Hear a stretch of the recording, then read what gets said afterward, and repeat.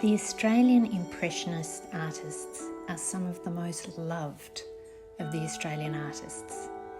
And this period of painting is all about light. This exhibition, She Oak and Sunlight, Australian Impressionism, at the NGV in Melbourne, is all about Australian painters finding the light of Australia and celebrating it and bringing it strongly into their work. You recognise the work here of Charles Conder, Frederick McCubbin, Tom Roberts, Arthur Streeton.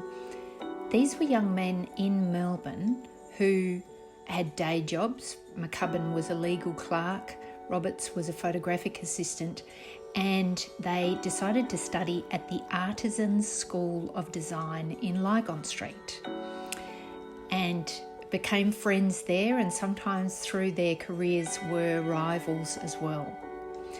And soon enough, the next School of Art, which was situated, the National Gallery School, was situated at the back of the State Library.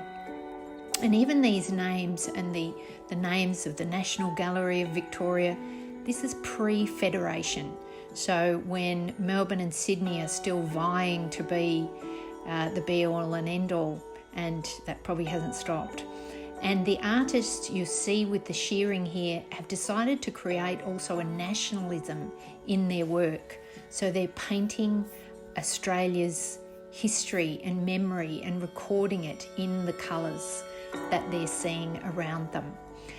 And there were women, of course, at those schools, Florence Fuller, Clara Southern and Lily Williamson, and their work is featured here as well, because they don't get that much of a story, do they?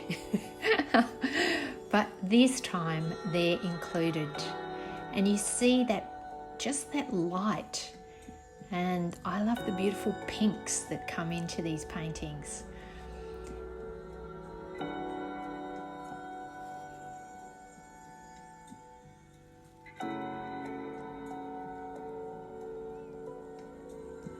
And they're droving, and often there's magpies darting in and out, and scenes on the beach, but always these magnificent Australian colours of the light and the greens that are so different than Europe. So they're really pulling back from Europe to create their own statement. Even these approaches to the sea, just so different in terms of colour and what's going on.